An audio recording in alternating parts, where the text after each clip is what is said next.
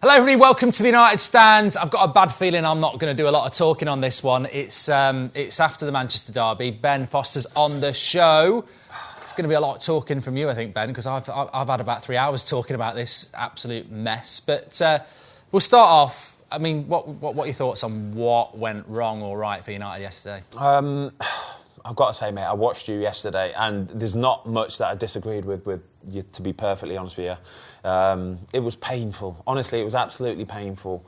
I think we did this last week, or it might have been on the Football Film, I'm not sure. And I said to you that if Man City score early, it's a problem. Because it's a derby, it's more of a problem for Man United because it's a derby, they will still want to keep, sort of showing that they can try and play. But they didn't even do that, and that was the big worry for me. If they would have kept going forward and kept attacking and creating chances, I'd have said, yeah, fair enough. But they didn't. They just sort of sat back. That first half in particular, I think if you look at the overall stats, right, it actually makes it look like it's a fairly even game. Yeah. But it's not about the whole game. It's about that first half, because that's when the damage was done. That's when the game was won. And that first half stats are the damning bits that absolutely ruined Man United. I've got to bring this in. I wasn't being rude picking up the phone. So the game kicked off at 2 o'clock. Yeah.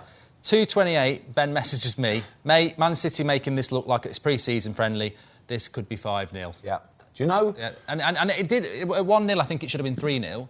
And then at 1-0, I don't know what time they scored the first goal, but I'd have made 2 or 3 subs then if I was 10 hard, because it was only going to go the way it went. There's nothing, like, nobody tried to do anything to try and stop it. Like, it was, like I said to you a minute ago about Dalot. So Dalot got booked in the first minute. Yeah. Honestly, right, and this sounds weird, it's not weird at all. When you're playing against Man City, who all they do is work on getting the ball behind you and cutting it back for Haaland to just slap it in, right?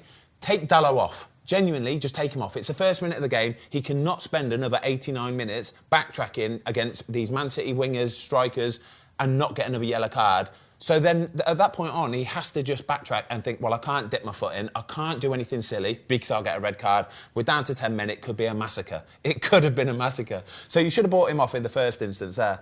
I'll tell you what's weird about that Delay one, because there's loads of things that's coming back to me. Like it's traumatic events. Things keep coming back.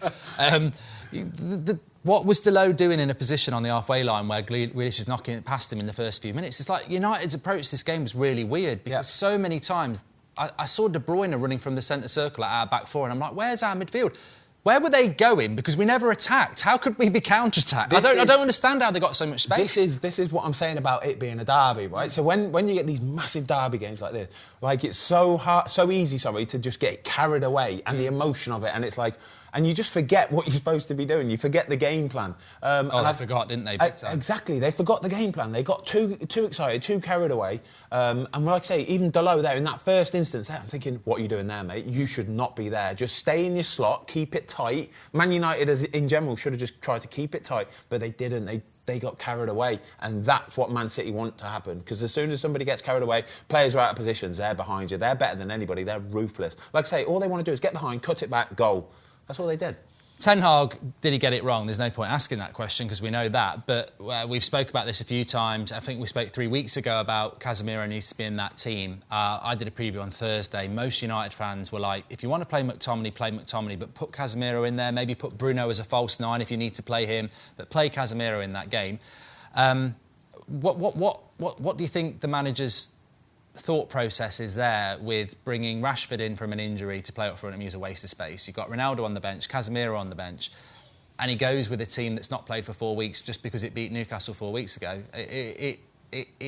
Is Ten Hag a concern in relation to his loyalty to players that are playing well but clearly aren't better than the players you've got on the bench? Is that a mistake, or is that just normal? I think it's a mistake. I remember when Casemiro started and he was on the bench for the very first game, and I said, this is a classic case of a manager trying to stay loyal to the young, homegrown English player, a Scottish player, that's done fairly well. And I know he's had a lot of flack, Scott, and I still like Scott McTominay, but when you've got somebody like Casemiro, you have to play him. It's as simple as that. Yeah. But the weird thing is, they sign Anthony, and he's straight in the team. Do you know what I mean? He hasn't had much of Eriksen, Martinez, Anthony. I said this on Twitter last night, and it sort of popped off a little bit. I said, there's no way Ten Hag wanted Casemiro. Yeah. It's a bit like if you said to me, get me a PS5 for Christmas. And have you got a contact? And I go, I can't get you a PS5, but I will get you an Xbox. And you go, well, I'll take the Xbox, but you wanted a PS5. Yeah. I'm sure everybody wants Casemiro, but what I would say is, if he'd got De Jong starts in the derby and McTominay sat on the bench, and that's the thing, isn't it? De Jong starts that first game. McTominay doesn't even get a look in for that first game, but it should have been the same way with Casemiro. So yesterday, I think the most important player that didn't start was Casemiro, because Casemiro is that experience that you need in these kind of games. So, like I said, when everybody's getting carried away and Dalot's going over the halfway line and the midfield are all over the halfway line and Man City are breaking, Casemiro is the guy that will stay in his slot, and not only will he stay in his slot, he's saying, oh, where are you going? Wait, come here. Get here, wait there, stay there. That's that guy that you need. And you didn't have anybody that did it. Eriksen, who I've got to say has been fantastic so far. He was miles off it. Is that, you know, people go on McTominay. I said this last night. I'm not a massive fan of McTominay, but he has been good recently, as has Eriksen. But in a game like that, it wasn't just McTominay. Eriksen's being asked to... I mean, everything Eriksen does as an attacking midfielder, he's not doing that against Man City. So you're asking him to do a defensive midfield job, which he looked like he was knackered in the first minute. He got bullied, he got run off, he's not particularly quick. That was a weird midfield three to select against a Man City side that didn't even have Rodri. Yeah, it's... Like I said, I think it's almost like they've come up with a game plan. And if you're going to stick to the game plan and commit to it and try and play attacking football and possession football and keep the ball and be brave with it, cool, do that, that's fine. But they didn't do that. Ridiculously naive to do that, though, isn't it? Stupidly naive against Man City. Nobody can go away to Man City and do this. Liverpool are probably the only team, probably last season's Liverpool. This season, I think they would struggle. But you can't turn up to Man City and try and think you can play on a level par with Man City. Well, I'll tell you what, if Arteta was going there next week, which he's not, I guarantee he wouldn't play like the way he does against Spurs and United. No chance. It's a different game. You have to take every single game on its own merit, especially against Man City, though. So I think he might have had a game plan, and if they're going to stick to it, cool. The thing that I thought I agreed with him completely. Let me just read these notes out here. He said, after the game, Ten Hag, he said, no belief, no discipline, no bravery, unacceptable. And I was going to ask you about that. There's two things I want to ask as an ex-player. First one, we'll hit on that. So I've been looking forward to ask this, what is that all about? You've been in dressing rooms, right? Man United side's been on a good run. You get beat by Brentford. I liken this to like a heavyweight boxer. You go in the ring, you're a bit confident, you get knocked out. That's what happened against Brentford. You go back to training camp and you say, never again. We're never going to let that again. We're going to make sure it doesn't happen again. And United respond quite well, but then they go in the ring again and they get knocked out. And it's lack of preparation. I think he also said that, look, fair play to Man City winning the game, but they didn't really win the game. We lost the game. Yeah. Man City could have beat us 6-2 if we played really well, but we didn't turn up. What are players... Is it the international break? I mean, we saw Spurs were a little away... It's not great being away from home after international break, but how does a team that's done so well, had so much praise, go into a derby and go and do what it did last season against Brentford? Lack of belief, lack of togetherness, drop your heads, everything was bad. How does that happen? It's infected the whole team. I don't think it's got anything to do with recent results. I don't think it's got anything to do with international break, nothing whatsoever. It's purely, at that moment in time, they stepped onto the pitch and they got overawed. They just simply got overawed. Their brain... All of them, though. Can it affect the whole team? It's like a rot, honestly, and it just seeps through the whole team. So from the very first minute, Dalot getting a yellow card, I guarantee you, every single one of them Man United players has gone, oh, no, no. And then that sets the tone. And I'm not blaming Dalot for it, by the way, because he's got enthusiasm, he's trying to do a little bit. But it sets the tone. And then from that moment on, like Ten Hag says, he says, there was nothing good about this game. From the very first minute, he said there was nothing good about this game. And he can tell, because the second they're on the pitch and the game kicks off, he can tell that none of them are trying to show what they can do. None of them are trying to take the ball in difficult positions. Look at Phil Foden, like the amount of time Phil Foden was getting the ball on the edge of their 18-yard box, and he's dribbling past players, playing 1-2s, running, and he's asking for the ball constantly. But you could have said that about any Man City player, really. Not once did Man United do that. It's like they got the ball and it was a hot potato and they wanted to get rid of it. Well, yeah, because it's not just about the midfield. I mean, like Bruno Fernandes, Marcus Rashford. I mean, Malacia got booked because of Rashford. He laid off a bad pass. It's a hospital pass. Malacia's got to make a tackle. Yellow card. Bruno... Non-existent. Meant to be on the same page as a Foden or a De Bruyne, and realistically, he wouldn't be on the same page as a Crystal Palace midfielder at the moment, would he? It's mentality though. Like, did you see after the game the interview between Haaland and Phil Foden? So they're just talking about how much Haaland's enjoying playing for this team. And there's one moment, right, where he said, I love playing for this team. He says, because we just want to attack. And he kind of scrunched his face up like, they're just so hungry, animals. aren't they? Yeah, so hungry, like animals. He said, we just attack, that's what we do. And he did this like little snarl almost, right? And I remember thinking, that must be Pep all day long, just saying to him, lads, you are the best players in the world, right? Just go for it. I don't care if we let 3 goals in, we'll score 6. And I bet you he says that to every single one of them. So when they get the ball, they get their head up and they look forward. Who's the centre-back? Akanji. What a signing that guy looks like, by the way. Do you know what I mean? What's he, 17 million quid from Borussia Dortmund? Under the radar. Looks like he's good to go. He slotted in yesterday like it was a duck to water, didn't it? Absolute doddle. But that's what Man City are. They get the ball, they get their head up, they look forward, and there's no other thing that's possible. They're just going to keep going. I think with Man City as well, he's a very, very clever manager because I think Pep's looked at how they struggle, and sometimes they struggle against pace on the break. So he plays 2 centre-backs who are really fast, and then suddenly Rashford's irrelevant because he's got nothing other than pace. Yeah. But just going back to the mentality thing, these players, not all of them, there are some new players that have come into United, like Martinez and Anthony, Casemiro, but these players have done this before. Like, I was listening to a United fan last night and they were saying, my concern is that I've been watching United for 50 years and you very rarely get beat 4 or 5 or 6. In the last 12 months, it's happened more times than I can remember. Yeah. You talk about mentality there. Can Ten Hag... I mean, Ten Hag's only been there a few months. Pep's had 6 years and an open chequebook, and he's done a great job.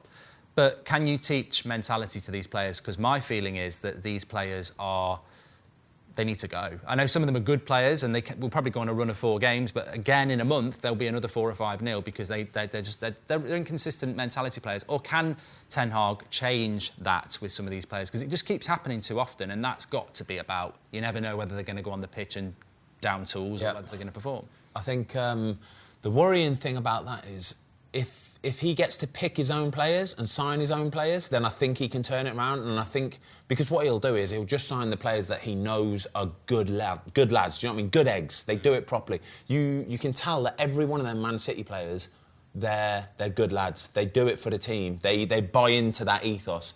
Whereas straight away, the Casemiro signing, probably the first big signing for Ten Hag, and it looks like it wasn't his signing. And that's the bit for me. Straight away, I'm thinking, oh no, because if they're doing that with Casemiro, they can do that with the next one. He might be a big name, but he might not be a big team player, and that's the problem for me. So if he gets to pick his own players and work with his players that he wants to work with, then I think he can turn it around. But when it's working the way that they're doing and they're just signing names because they're names, it'll never work. It won't. Like Pep, I guarantee you, every single player that walks through that door for Man City, Pep Guardiola has done due diligence on them like you would not believe. He knows everything about them. Is he a home bird? Does he like to stay at home? Does he not like to go out partying all the time? Is he a team player? Does he put the shift in? I want to look at his stats, meet him, talk to him, all that kind of stuff. That's what Pep will do. That's the only way you can do it, to know and guarantee that you're going to get somebody that's good to go. It's interesting, actually. I said this yesterday about Kevin De Bruyne. When he was a lad, I don't think he was watching telly going, I want to be like Paul Dickoff in League One. I don't think he was. But in respect to Man City, there might have been some young lad like Kevin De Bruyne looking at Man United going, I want to be Paul Scholes, I want to be Roy Keane.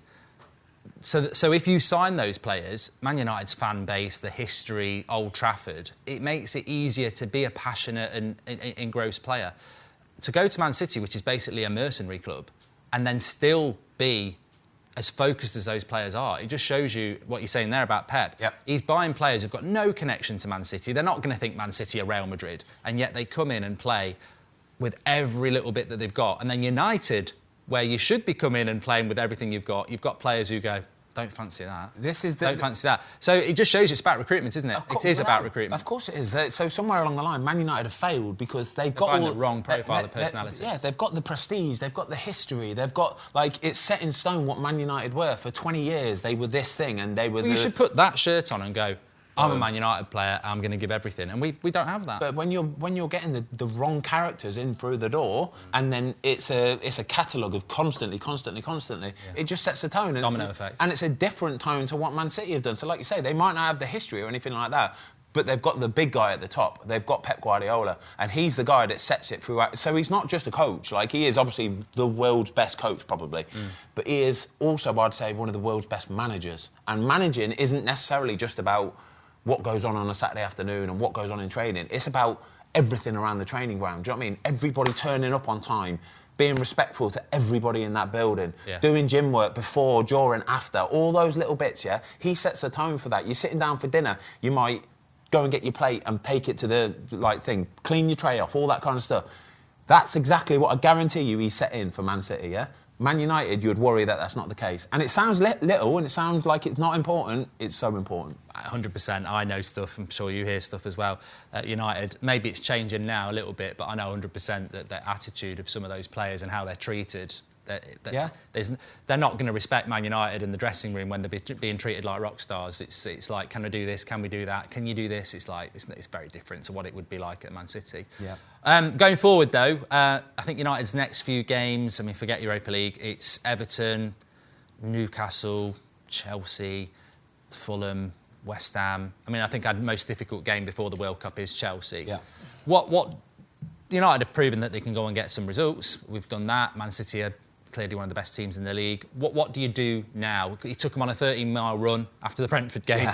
15 miles, or changes to the team. What does he need to do? I'm with you. First thing I'd look at, I want to see the running stats from the weekend. I want to see, running's great, and it's important that you put the miles in, but it's not about running. It's about it's position. Yesterday, it's smart. It's cleverness. It's doing the running in the right places, not just to get your stats up. Do you know what I mean? So high intensity runs, for example. I want to see how many of them Man United did, because I guarantee you Man City did more. I guarantee you off the ball and with the ball. Guaranteed Man City did more. But going forward, I can't tell you. I don't know, because do you know why? They're so unreliable at the minute. I just don't know what I'm going to get from them. So you look at them games there. Everton picked up a couple good results recently, so they're going to be tough to go hard against. To break down as well. Newcastle absolutely pumped the life out of Fulham at the weekend, 4-1, riding high. You just don't know. The other one's Chelsea, West Ham. Again, West Ham has suddenly picked up in form. Chelsea, you don't really know what you're going to get from them. Do you start putting Ronaldo up front and Casemiro in the team and say, look, they might be a bit rusty for a few weeks, but that's how I'm building my team now? He did it after Brentford. He took Maguire, Shaw out. He brought Malacia, Varane in and went with that. Is it now time to go, look, McTominay have done really well, Eriksen's done really well, but this guy is one of the best CDMs in the world. We need to get him adjusted, and Cristiano Ronaldo will score his goals. Yep. Let's play to his strengths. Is that the way to go? I'd say we'll do that? I'd say Casemiro's definitely in. I'd say Casemiro's definitely got to be in. Martial scored 2 goals. Yeah, Martial did well. I think the worry with Martial is can he start that many games? You know what I mean? I think he is one of these players that is unfortunately going to keep picking up little injuries, and he's very good at coming up. I think he's almost like an Ole Gunnar Solskjaer in days gone by, where when you bring him on with 20 minutes to go, half an hour to go, he can give you 20 minutes, half an hour of everything. And if he gives you everything he's got, he's a world-class player. Unfortunately, when he starts from the beginning of the game, I almost think he's got in his head, I've got 90 minutes to get through here, so don't push it so hard to start with, do you know what I mean? And then by that time, you're an hour, 70 minutes into the game, and he's like, oh, God, I've got to start doing a bit now. But he's tired at that point. He's almost like that player you want to keep bringing on at 60, 70 minutes kind of thing. But yeah, I'd bring the experienced heads in. I'd put the experienced heads in. Casemiro's got to start. He has to start now, because he's the one, like I say, who will stand there. And not only is he one of the better players, he's the one that's going to pull players about as well, and that's what you need. Would you push Rashford back to the left and bench Sancho? Yes, I would. We were talking about Sancho a few weeks ago, wasn't we? And he is, again, he's a bit hit and miss. I think he needs a bit of a spell out of the I like Sancho, but I think it's almost like when you've got a player that's not playing well and then they almost know they're starting every game. Rashford's not a striker for me. Yeah. I said this after last night. I said, Ronaldo, Martial for number 9, let them compete. Rashford, Sancho, let them compete. Leave Anthony on the right because he's a new player, just let him bed in. And obviously the Casemiro change. But yeah, I think Rashford's got to go back to the left. Rashford's not a striker for me. He's not a striker against Man City anyway. Do you know what I mean? He can't play as a striker because he's not going to get any sniffs. And when a player like that, he's a confidence player. When he's not getting any sniffs, he's out of the game, and that's it. Head goes down. There's no point. I'd stick him out in the wing.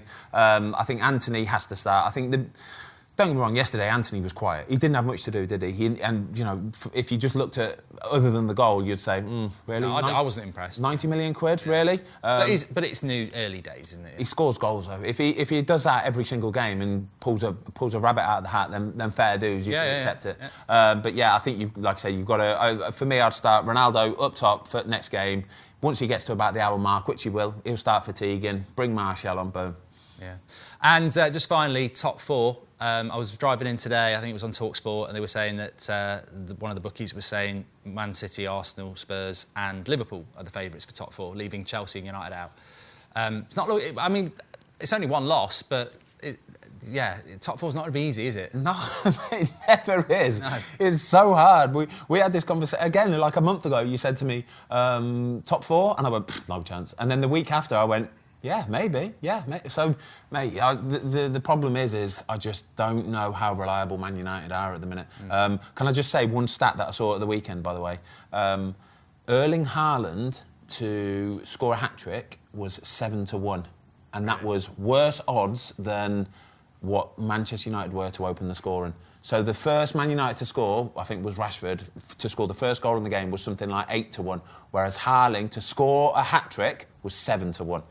That's how poles apart Man United and Man City are at the minute. Yeah. Scary. It is, especially when United... I mean, it sounds ridiculous, but we actually were going into that game with a good defence.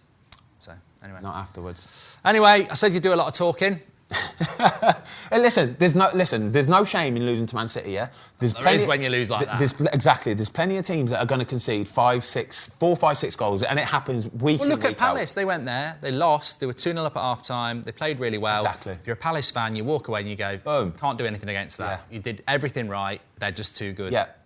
But you can't say that about United. You need to look at the overall performance, so that's the part of it that you need to do. And Man United scored 3 goals, brilliant, but I would not say they deserve to score 3 goals.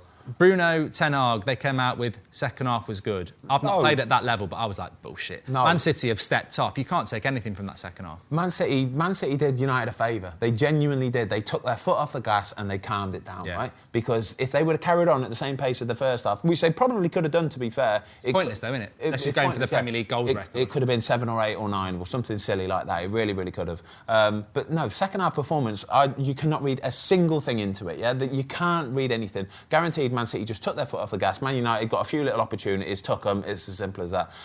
But yeah, as an away support, you need to have been given and shown that the players are in for it. They know what they're doing and they're going to really give it a go. They didn't do that on Saturday and Sunday, and that's the disappointing part of it all. It is. That is a disappointing part as a United fan, is that these players just keep letting us down and you just don't know. Like Forrest Gump, you don't know what you're going to get from that box of chocolates, do you? Thanks for coming on, Ben. Pleasure, mate. Cheers, pal. Speak to you in a bit. Smash a like and thanks for watching.